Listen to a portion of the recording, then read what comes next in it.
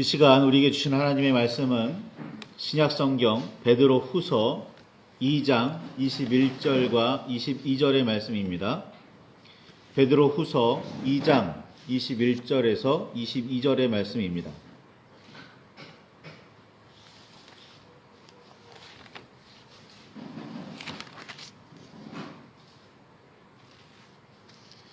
찾으셨으면 우리 함께 말씀을 봉독하시겠습니다. 의의 도를 안 후에 받은 거룩한 명령을 저버리는 것보다 알지 못하는 것이 도리어 그들에게 나으니라. 참된 속담에 이르기를 개가 그 토하였던 것에 들어가고 돼지가 씻었다가 더러운 구덩이에 도로 누웠다 하는 말이 그들에게 응하였도다. 아멘. 주님 우리의 마음을 여시어 말씀을 깨닫게 하옵소서. 아멘. 주님의 사랑과 그 크신 은혜가 저와 여러분 안에 가득하기를 소망합니다. 베드로는 편지를 받아 읽을 형제들에게 베드로후서 1장 10절에 보면 더욱 힘써 너희 부르심과 택하심을 굳게 하라. 이것을 행한즉 언제든지 실족하지 아니하리라 라고 권면합니다. 우리를 부르시니 즉 하나님 아버지와 우리 주 예수 그리스도를 알므로 생명과 경건에 속한 모든 것을 받았으니 무슨 일이 있어도 이 귀한 은혜를 잃어보지 말라고 그렇게 권면합니다. 예수 그리스도를 알고 믿고 따름으로 우리는 영원한 생명이라는 은혜를 받았습니다. 우리가 몸의 심장이 뛰거나 세포들이 각각 제 할 일을 열심히 하는 생명 활동을 아무리 잘하고 있더라도 하나님과 예수를 알지 못하면 참 생명을 가지고 있다고 말할 수 없습니다. 참 생명은 심장이 뛰는 이것 이상입니다. 이것을 분명히 깨달으시기를 바랍니다. 성경이 가르치는 많은 선한 덕목들과 아름다운 가르침을 깨달아 알고 그 모든 것을 귀하게 여겨서 삶에 꼼꼼히 실천하더라도 하나님과 예수를 알지 못하면 참 생명을 누릴 수 없습니다. 참으로 깨달았다, 참으로 배웠다 말할 수 없습니다. 그 대표적인 예가 율법주의에 빠진 유대인들이었습니다.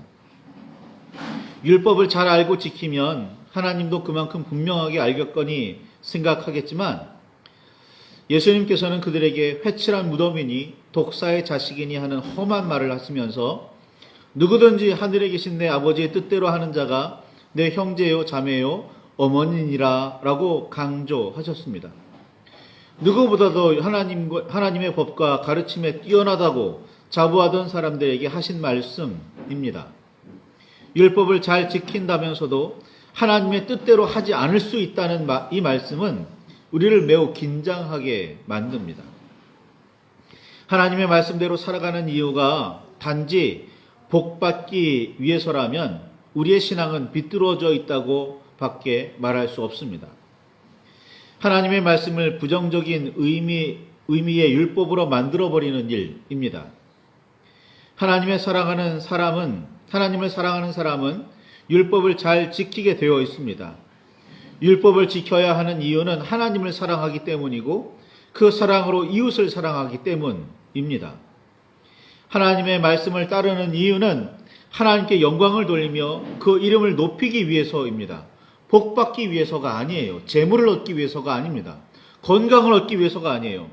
하나님을 찬양하는 일은 너무나 당연한 일이고 그렇게 우리는 하나님을 사랑함으로 하나님을 찬양한다. 이것이 예배이고 율법을 지키는 하나님의 법을 지키는 일이라는 사실을 기억하시기 바랍니다. 하나님과 이웃을 사랑하지도 않고 단지 자신의 구원과 자기만 누리려는 복을 구하면서 하나님의 뜻을 온전히 받들고 있다고 주장했던 사람들이 유대인들입니다. 오늘날 교회에 다니며 그리스도인이라고 자처하는 우리와 어떤 점에서 어떻게 다른지 깊이 살펴보시기를 바랍니다. 우리도 나 자신만을 위하고 있고 우리도 소위 우리만을 위하고 있다면 우리는 하나님을 또한 이웃을 온전히 사랑하는 하나님의 법을 받드는 그리스도인이라고 하나님의 사람이라고 말하기 참 어렵습니다. 하나님을 사랑하면 그 말씀에 귀를 기울이게 되어 있고 이웃을 사랑하면 그 신음을 못 들은 척할 수가 없습니다. 사랑하면 촉각을 곤두세우고 사랑하는 사람의 몸짓 하나하나를 자기도 모르게 세심하게 살핍니다. 이기적으로 자기만의 욕심을 채우려는 사랑을 우리는 건강하다고 건전하다고 말하지 않습니다. 하나님을 사랑하면 그 말씀에 귀를 기울이게 되고 가르침을 따를 수밖에 없습니다. 그건 자연스러운 일이고 당연한 일입니다. 하나님을 사랑하면 그렇게 살 수밖에 없습니다. 이렇게 주님을 따름이 바로 경건입니다. 그렇게 경건한 사람은 백성을 많이 구제하게 됩니다. 사도행전 10장에 보면 고넬료라는 사람이 등장하는데 그를 경건했다라고 성경은 표현합니다. 왜요? 그가 하나님을 두려워할 줄 알았고 또 이웃에게 많이 베풀 줄 알았기 때문이에요. 그러니까 백성을 많이 잘 구제한다는 건 경건하다는 그런 의미이기도 합니다. 하나님의 사랑과 이웃 사랑은 동전의 양면입니다. 순수하게 이웃을 사랑하는 사람은 자기도 모르게 하나님을 사랑하고 있다고 말할 수 있습니다. 단지 그 일이 옳고 선하게 행하는 사람도 역시 자신도 모르는 사이에 하나님께 영광을 돌리고 있다고 해야 합니다. 하나님을 알고 사랑하면서 이웃도 사랑하고 옳고 선한 일을 행한다면 더할 나위 없겠지만 하나님을 모르고도 그런 일을 얼마든지 할 수 있다는 겁니다. 그렇게 하나님 사랑과 이웃 사랑을 동시에 온전히 행하는 사람은 율법을 부담으로 생각하지 않습니다. 하나님의 법인 율법, 당연히 지켜야지. 잘못되지 않은 한, 엉뚱하게 해석하지 않은 한, 왜곡하지 않은 한 하나님의 법을 지키는 건 매우 당연한 거고 그 하나님의 법대로 살아가는 일은 너무나 자연스러운 일일 겁니다. 그런데 하나님을 사랑하지 않고 이웃도 사랑하지 않고 이 율법을 대하면 이건 엄청난 부담입니다. 어떻게 그렇게 살아갈 수 있겠습니까? 7번씩 어떻게 70번을 용서를 해요?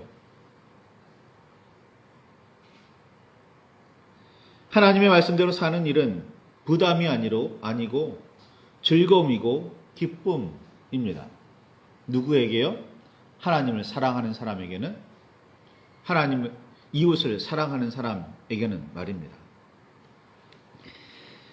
야고보서 1장 27절에 보면 야고보는 하나님 아버지 앞에서 정결하고 더러움이 없는 경건은 곧 고아와 과부를 그 환난 중에 돌보고 또 자기를 지켜 새 속에 물들지 아니하는 그것이라 라고 가르쳤습니다. 그렇게 야고보는 가르칩니다. 정욕, 욕심, 바울과 베드로의 표현대로라면 사욕, 즉 개인적인 욕심으로는 경건에 이를 수가 없습니다. 흉내는 낼 수 있을지도 모르지만 이 흉내만으로는 유대인들에게 있었던 율법주의의 한계를 넘어설 수가 없습니다. 오늘날 우리 그리스도인들 좀 더 구체적으로 교회에 다니는 나 자신이 혹시 이런 문제에 빠져 있지는 않는지 살펴보고 경계해야 합니다. 베드로는 이렇게 하나님께서 우리를 부르심과 택하심을 더 굳게 하라고 권면하면서 이것을 잘 행하여서 언제든지 실족하지 않게 하라고 우리에게 권면합니다. 베드로전서 5장 8절에 보면 베드로가 말합니다. 근신하라, 깨어라. 너희 대적 마귀가 우는 사자같이 두루 다니며 삼킬 차를 찾는다고 그렇게 말했습니다. 우는 사자가 배가 고파서이건 누군가 자기보다 약한 자를 위협하기 위해서건 그를 꿰어서 잡아먹기 위해서건 우는 사자는 늘 돌아다니며 희생자를 찾고 있습니다. 그런데 우리가 깨어있지 않으면, 경계하지 않으면 그 사자가 다가온다는 사실도 모를 거고 그 사자에게 어느 순간 잡아먹힐지도 모른다는 그런 그런 위기감이 없다면 우리는 무사하지 못합니다. 그러니 마음을 단단히 먹고 바른 신앙 위에 든든하게 뿌리를 내리고 꿋꿋하게 서 있는지 늘 살펴보아야 합니다. 내가 전에 은혜를 경험했어. 내가 전에 말씀을 얼마나 배웠지. 내가 말씀을 이만큼이나 깨달았었어. 과거형의 말들은 아무런 쓸모가 없습니다. 오늘 내가 주님의 말씀을 깨달아야 하는 거고, 오늘 내가 지금 이 시간 주님의 말씀대로 살아야 하는 거고, 지금 이 순간 하나님을 사랑하며 이웃을 사랑하며 살아야 하는 겁니다. 늘 넘어지지 않으려고 애쓰고 힘써야 합니다. 그렇지 않으면 언제 어떻게 쓰러지고 넘어지는지 모르게 우리는 무너질 수밖에 없습니다. 작은 틈을 무시했다가는 반드시 큰일이 일어납니다. 아니, 모든 일들은 그 작은 틈에서 일어나기 시작합니다. 베드로는 의의 도를 알았으니 이렇게 이야기하지요. 오늘 본문의 말씀입니다. 의의 도를 알았으니 더욱 힘써 너희 믿음의 덕을 베드로 후서 1장 5절에서 7절에 이르는 말씀입니다. 의의 도를 알았으니 더욱 힘써서 너희 믿음의 덕의 지식을, 지식의 절제를, 절제의 인내를, 인내의 경건을, 경건의 형제 우애를, 형제 우애의 사랑을 더하라 라고 가르쳤습니다. 이것이 보배롭고 지극히 큰 약속을 주시면서 우리를 그리스도인으로 하나님의 사람으로 부르시고 택하신 이유라고 말입니다. 믿음, 덕, 지식, 절제, 인내, 경건, 형제 우애, 사랑 등등이 바로 신성한 성품들인데, 이런 성품들을 더할수록 우리는 그리스도를 더욱 잘 알게 되고 하나님께서 기뻐하시는 귀한 열매를 많이 맺게 되리라 베드로는 그렇게 설명했습니다. 그러나 우는 사자같이 두루다니며 삼킬자를 찾는 마귀는 이를 그냥 두고 보지를 않습니다. 배가 고파서이건 자기 힘을 과시하기 위해서이건 사자는 틈을 보이는 동물을 그냥 두지 않습니다. 잡아먹거나 반드시 싸움을 겁니다. 백성들 가운데 거짓 선지자는 언제나 일어났었고 지금도 거짓 선생들은 늘 있어서 멸망하게 할 이단으로 끌고 가려고 할 텐데, 신성한 성품들을 날마다 더하게 하지 않고는 멸망할 수 있다는 사실을 늘 경계해야 합니다. 늘 깨어서 우는 사자를 살펴봐야 하는 거고, 늘 근신해서 우리의 성품들을 갈고 닦아야 합니다. 그 신성한 성품들 말입니다. 오늘 우리 사이에도 늘 있는 일이지만 초대교회에도 그리스도를 따르다가 유대교로 돌아가거나 진리를 떠나 다시 세속의 욕심에 빠져드는 일들이 많았습니다. 심지어 주님을 부인하고 진리를 비방하는 일도 서슴지 않았습니다. 지금도 어떻게 보면 교회에 다니다가 성경을 조금이라도 아는 사람들이 알다가 교회를 떠난 사람들이 교회에 대한 비판의 날을 더욱 날카롭게 세웁니다. 물론 비판받아야 할 것은 분명히 비판받아야 하지만 그로 인해서 하나님의 영광을 가리거나 하나님을 모독하는 일은 하지 말아야겠지요. 초대교회에는 이런 일들이, 오늘날에도 이런 일들이 우리 안에 늘 있습니다. 그러니 우리는 늘 언제나 깨어서 근신하며 선한 성품들을, 아름다운 일들을 늘 감당해야 합니다. 베드로는 이런 사람들에게 이런 권면을 합니다. 베드로 후서 2장 20절에 보면, 만일 그들이 우리 주 대신 구주 예수 그리스도를 알므로 세상의 더러움을 피한 후에 다시 그 중에 얽매이고 지면 그 나중 형편이 처음보다 심하리니 라고 말합니다. 자, 믿음을 모르는 삶에서 주님을 아는 사람이 되었어요. 그래서 진리를 경험했습니다. 그런데 무슨 일이 있었는지 그 진리를 버리고 세상으로 다시 돌아갔어요. 이런 일이 있으면 베드로는 말합니다. 그 처음 형편이 나중보다 더 심해질 거라고. 좀 더 구체적으로 이해하려면 이 예수님의 비유 한 가지를 기억하시면 좋겠습니다. 귀신 들린 한 사람이 있었습니다. 마태복음 12장에 있는 이야기지요. 이 귀신이 무슨 일이 있었는지 그 집을 떠났어요. 그 귀신이 떠난 사이에 그 집은 정리되기도 하고 청소되기도 하고 잘 예비되기도 했습니다. 귀신은 그 집을 떠나서 한동안 돌아다니면서 쉴 곳을 찾다가 찾지를 못합니다. 그러다가 내가 나왔던 곳으로 다시 돌아가야지. 돌아가죠. 돌아와 봤더니 야, 깨끗하게 청소되어 있고 정리도 잘 되어 있고 살만한 집이 되어 있어요. 그런데 문제는 뭐냐면 주인이 없습니다. 그러다 보니 귀신이 어떻게 했냐면 자기보다 더 악한 귀신 7을 데리고 들어갔다라고 말합니다. 그 사람의 처음에 그 악했던 모습이 나중에는 더 심각해졌다는 말이겠죠. 이 비유를 통해서 베드로의 말을 이해해 보시기를 바랍니다. 그리스도를 알므로 세상의 더러움을 피했던 사람들이 다시 그리스도를 버리고 세속으로 돌아가면 그 상황은 처음보다도 더 심각해진다고 말입니다.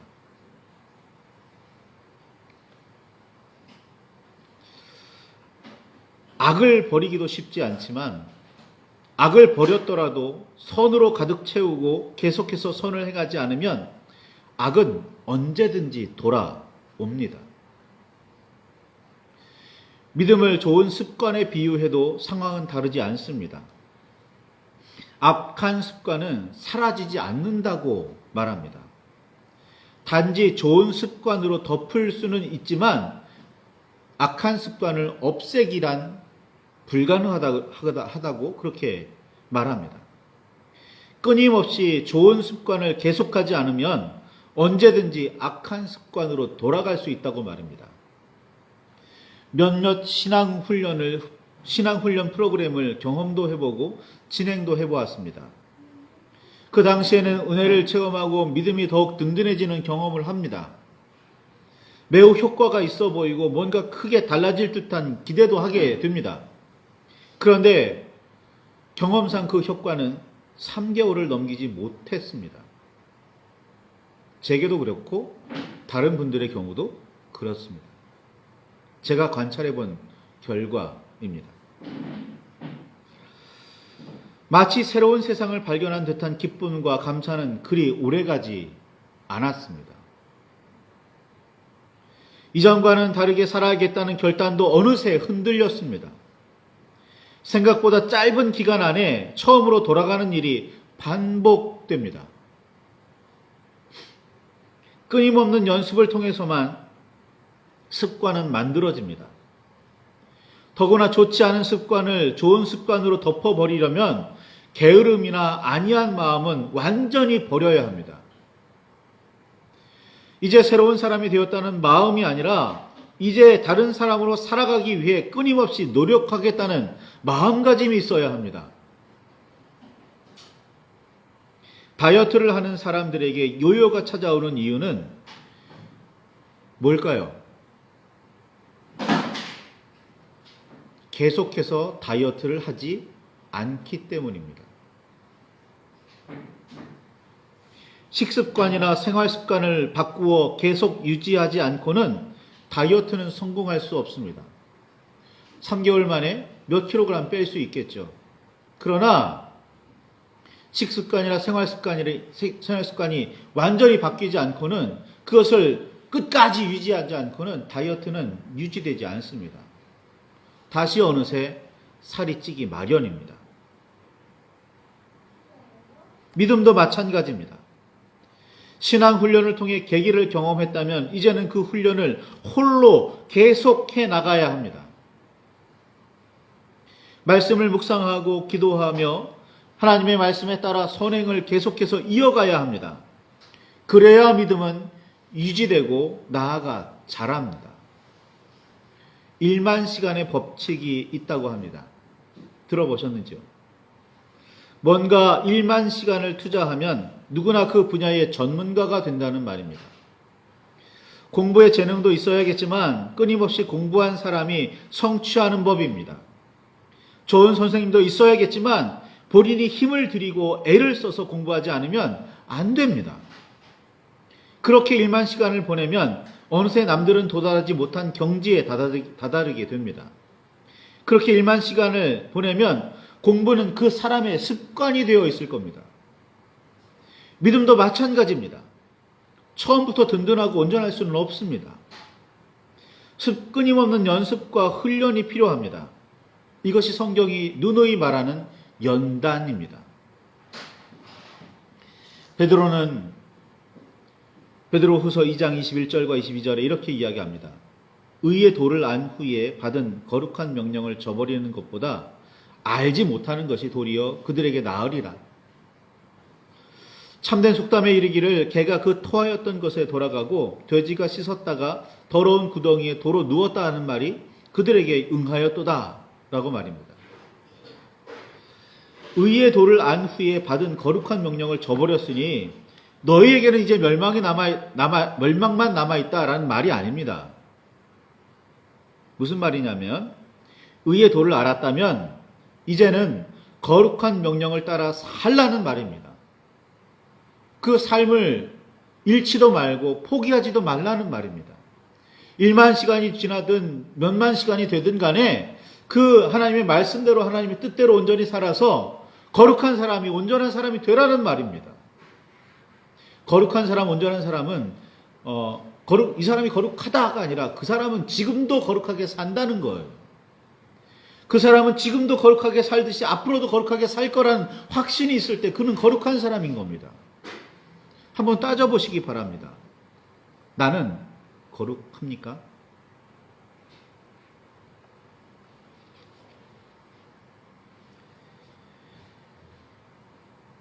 유혹과 미혹이 있어도 시험과 환난이 찾아와도 이런저런 어려움에 빠져도 굳건히 믿음을 지키라는 말이 바울의 표현인 겁니다. 지금보다 더 상황이 나빠질 수 있으니까 지금보다 더 험악한 더 악한 상태로 전락할 수도 있으니까 지금 믿음을 분명히 지키며 잃지 않도록 힘쓰라고. 이것이 사도 바울의 권면인 겁니다. 자신의 힘만으로는 불가능하다고 느낀다면 성령의 도우심을 청하여서 그 인도하심에 따르라는 말입니다. 도우심을 청해놓고 인도하심을 거절한다면 간절히 기도하고 구한 이유가 무엇입니까? 성 어거스틴은 자신의 삶을 돌아보며 고백하기를 이렇게 말합니다. 방탕하며 방황할 때에도 늘 나는 자신은 하나님의 도우심과 은혜를 구하고 있었다고 말입니다. 그리고 하나님도 하나님의 방법을 하나님의 은혜를 도우심을 베풀고 계셨다고 말이죠. 그런데 하나님의 도우심과 은혜가 임했을 때 어거스틴이 반응이 참 재미있습니다. 자신은 과거에 이렇게 반응했었다고 고백하기를 뭐라고 말하냐면 지금은 마소서. 그렇게는 마소서. 라고 기도했었다고 합니다. 하나님의 은혜를 구했어요. 내 새로운 삶을 살기를 원합니다. 라고 그렇게 소망했으면서 정말 하나님께서 새로운 삶을 살 만한 계기를 주시면 그런 상황에 맞닥뜨리면 하나님 지금은 아닙니다. 하나님 그런 방법은 아닐 것 같은데요. 라고 대응했다는 거예요. 도대체 왜 기도한 겁니까? 은혜를 은혜로 받기는 한 겁니까? 참 당황스러우면서도 너무나 잘 이해되는 고백입니다. 왜냐고요? 우리도 그럴 때가 너무나 많으니까요. 하나님 말고 그리스도를 따르기 시작했다면 그리고 의로운 길과 그 길을 걸어갈 바른 방법을 깨달았다면 이제는 흔들리지 않기를 바랍니다. 게으르거나 섣불리 만족하지 말고 하나님의 손을 꼭 붙잡아 믿음을 지키고 아름답고 선한 일을 끊임없이 행하시기를 바랍니다. 이것이 그리스도인들이 살아가야 할 삶의 방법입니다. 과거에 나는 주님을 만났어. 과거에 나는 주님께서 주신 은혜를 경험했어. 과거에 나는 새로운 사람이 되는 경험을 했어. 아니요. 과거는 과거일 뿐입니다. 오늘을 내가 어떻게 살아가느냐 굉장히 중요합니다. 과거에 아무리 선하게 살았더라도 그 선한 길을 떠나서 악으로 돌아섰다면 그는 심판을 면할 수 없습니다. 과거에 악하고 더럽게 살았을지라도 하나님을 붙들고 그리스도를 따라 온전히 변화되었다면 그는 선한 유업을 받게 되는 겁니다. 그러니 과거는 중요하지 않습니다. 현재가 중요합니다. 어떤 사람은 이야기하기를 기독교는 미래를 추구하는 종교라, 미래를 너무나 중요하게 여기고 추구하는 종교라 현재를 무시한다라고 그렇게 말하는 사람도 있습니다. 그러나 현재가 튼튼하지 않으면, 현재가 바르지 않으면 미래도 튼튼할 수 없습니다. 바를 수가 없습니다. 교회가 가장 현재를, 하나님의 말씀이 가장 현재를 중요하게 여기고 있다는 사실을 기억하시기 바랍니다. 오늘 내가 어디에 힘을 쏟고 있는지, 오늘 내가 무엇을 중요하게 여기고 있는지, 오늘 내가 무엇을 추구하고 있는지, 오늘 내가 어떻게 살아가고 있는지 살펴보시기를 바랍니다. 말씀을 붙들고 깊이 묵상하시며 기도하시기를 바랍니다. 하나님의 앞에 바로 서려고, 믿음을 잃지 않으려고 오늘 어떤 몸부림을 하고 있는지, 어떻게 애를 쓰고 힘쓰고 있는지, 이런 상황에 이렇게 예배를 드리는데 그렇지만 나는 믿음을 지키기 위해서 이렇게 하고 있다고 분명하게 말할 수 있는 게 무엇가 있는지 말씀을 붙들고 하나님 앞에서 깊이 묵상하시며 기도하실 수 있기를, 우리의 삶을 새롭게 할 수 있기를 바랍니다.